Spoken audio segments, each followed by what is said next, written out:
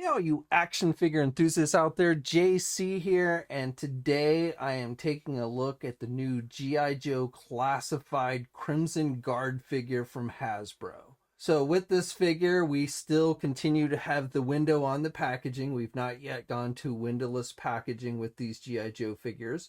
You've got the figure clearly displayed. You've got the artwork down here in the corner. You've got the G.I. Joe Classified logo and the name of the character. On this side of the packaging, you've got the continuation of that artwork. On this side of the packaging, it tells us this is figure number 50 in the series. And then on the back of the packaging, we have that same artwork that has been featured with the most recent waves of classified figures. All right, so let's get this open and take a look at what's inside. Okay, so here's a look at the figure outside the packaging along with all the accessories. Okay, so first of all, you get his classic looking machine gun with the bayonet attached.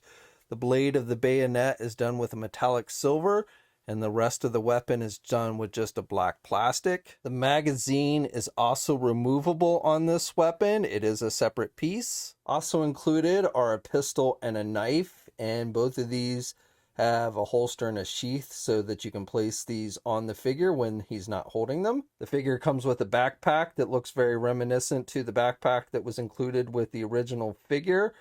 However, this is done with a black plastic. You do have the metallic silver Cobra logo on the back there, but again, otherwise it is sculpted very similar to the original Crimson Guard figure. I believe the original Crimson Guard figure had a red backpack, but the black actually gives you a nice contrast on this figure, which I'll show you in a minute. You also will notice the peg on the left side of the backpack. That's so you can attach his machine gun. And then there's a hole on this side that allows you to attach the sword or the sheath that holds the sword, which I'll show you in just a second. And then finally you get the sword and the sheath. The sword is done with a metallic silver blade and a black handle. The sheath is just done with a black plastic, and you have that peg. So as I mentioned, you can attach the sheath to the backpack if you want, or you can also attach the sheath to the figure's waist belt. Okay, so first of all, with the backpack, you've got the peg on the back of the backpack, and you've got the hole in the figure's back. And like with all the figures in this line, you just take the backpack and you plug it into that hole. And with this one, it does fit nice and tight. Now, once you have the backpack on, as I mentioned, you can attach his rifle. You can just take the trigger guard hole on the rifle and you can plug it in. You can, basically take that peg on the left there and plug the rifle in so he can store his rifle there.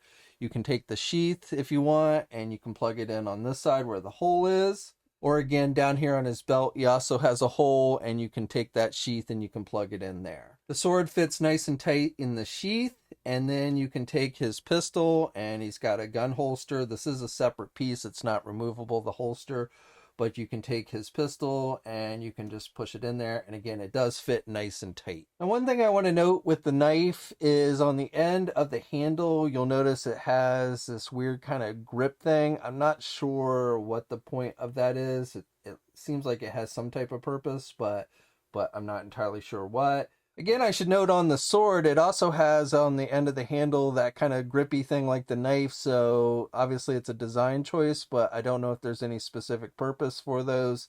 It kind of seems like there is, but again, I have no idea what it is.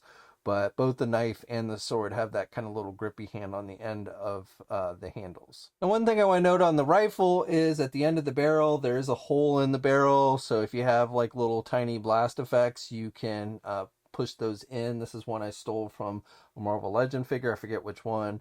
But it's not a perfect fit, but it does fit in there. So again, you can make it look like the rifle is firing. Now, as far as the figure holding the weapons, he comes with two grip hands for both the left and the right hand. So you also have trigger fingers on both hands, so he can hold the rifle in either hand or the gun. He also can hold the sword in either hand, and he holds the weapons pretty good. I haven't had any issues with him dropping weapons, which is nice. Okay, now let's take a look at the figure itself. And this has always been my favorite version of the Cobra Trooper. The Crimson Guard has always been my favorite version. It's the first time we kind of moved away from the traditional blue outfit. I always liked the red with the silver trimming. The Cobra Crimson Guardsmen are an elite type trooper, very loyal to Cobra Commander.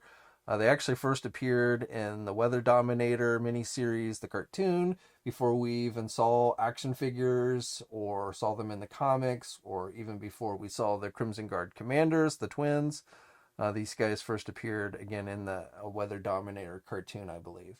But I think Hasbro's done a great job with this figure, capturing the likeness of the character. You've got the helmet with the red helmet, and then he's got the black face mask that completely covers the face, which again is different from what we had seen previously with the Cobra Trooper and the Cobra Officer. He's got the silver on the eyes, and then there on the front vent is done with the metallic silver. You also have the vent work here on the sides of the mask. So all that looks really good. I'm not sure what this marking on the top of the helmet's supposed to be, but it's done with a metallic silver. Again, looks pretty good. He's got, his outfit looks more like a dress uniform almost for a soldier than just a grunt type outfit. So he's got like the rope here on the one shoulder on the right side. That's done with like a gray type plastic. He's got the sharp looking metallic Cobra symbol on his chest, which is, a pretty good size. He's got the silver buttons, which are sculpted on this.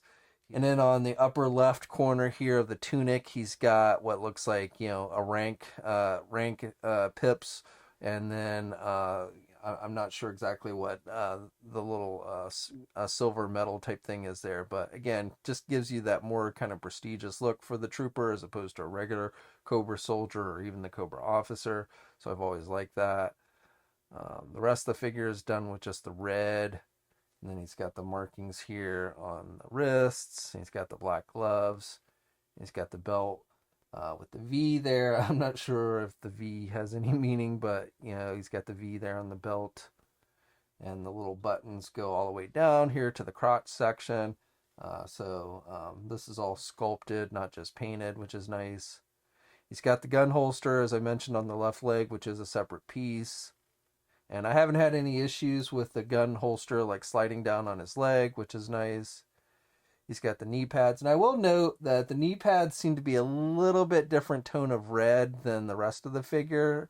They don't stand out too bad. And even here on camera, it doesn't look like they're really standing out at all. But just something I kind of noticed is a very minor nitpick. The knee pads seem to be just a little bit different shade of red than the rest of the figure.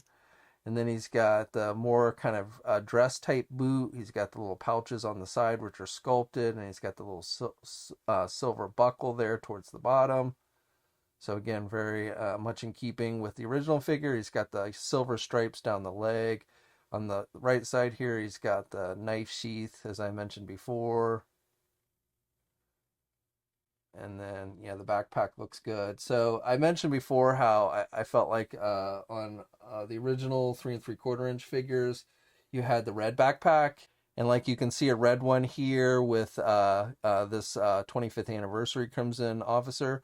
And at first I kind of liked the red. And maybe if the red was a little bit darker red, it would look better.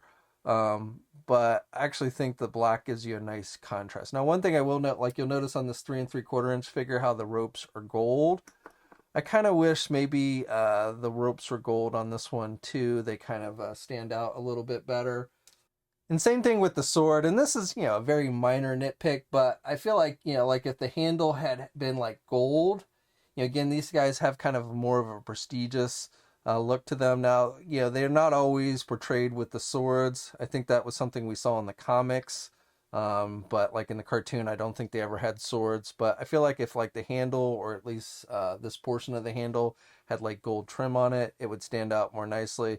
And then again, with the rope, I feel like I kind of would have liked the gold as opposed to the gray. Now, while we have the smaller scale figure out, you may notice that one has a removable helmet. Now, the original figure did not, the original O-ring figure did not have the removable helmet, but this one does.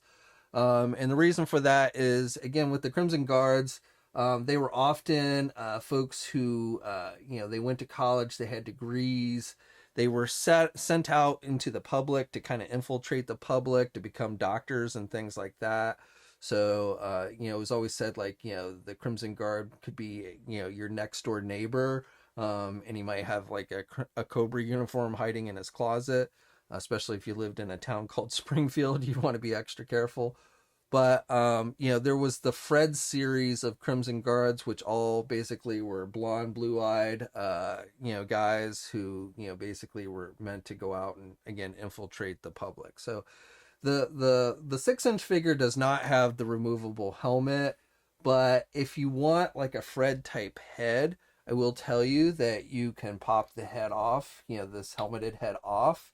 And I took the little ball joints in there, you can pull that out, but I'm just going to show you this head. So it's not a perfect fit. The ball that's included with this figure, the hole on this particular head is a little bit wider than the ball, so you might have to fill it in.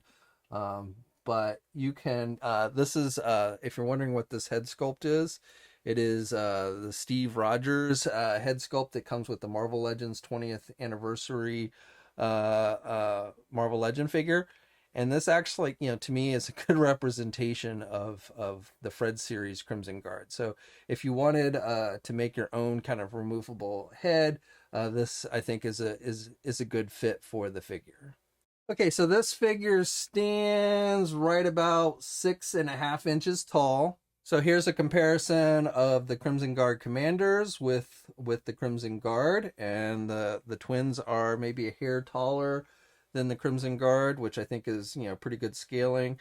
Now, as I mentioned, the Crimson Guard appeared in the original Weather Dominator miniseries from the original G.I. Joe cartoon, which was the second miniseries. The Crimson Guard commanders didn't appear until the third miniseries, The Pyramid of Darkness. So again, the Crimson Guard soldiers popped up in G.I. Joe before we actually saw their commanders. Okay, and then here's a comparison with the Cobra Officer and the Cobra Soldier figures, and they're all about the same scale. And at the time that the Crimson Guard was released, the only other Cobra troopers we had at that time were these two, the Soldier and the Officer. So this was basically the third addition to the Cobra Army as far as soldiers go. Here's a comparison with the Cobra Viper and the Alley Viper, which were released later in the line. So again, when the Crimson Guard was released, these other two were not around. And here's a comparison with the Cobra Bat. And then finally, here's a comparison with my Cobra Commander with my custom hooded Cobra Commander head, something that Hasbro has not released. But I generally think of Cobra Commander with his hood when he's going around with his elite Crimson Guard soldiers. Okay, now let's go over articulation. You can rotate the head all the way down. He can tilt his head down pretty good there. And then he really can't tilt his head back very much. That's about as far back as he can tilt it. And then you also get some head pivot with this one. With the arms, you get the arms out there good. You do have those butterfly type joints, so you get some back and forth movement there at the shoulder. You've got good rotation there at the shoulder. You get the bicep swivel. You do get double hinged elbows. Now, I will say another minor nitpick here. The elbow joints are a little bit gummy, not super gummy. I've definitely had figures with worse gummy type joints, but these are feeling a little bit on the gummy side.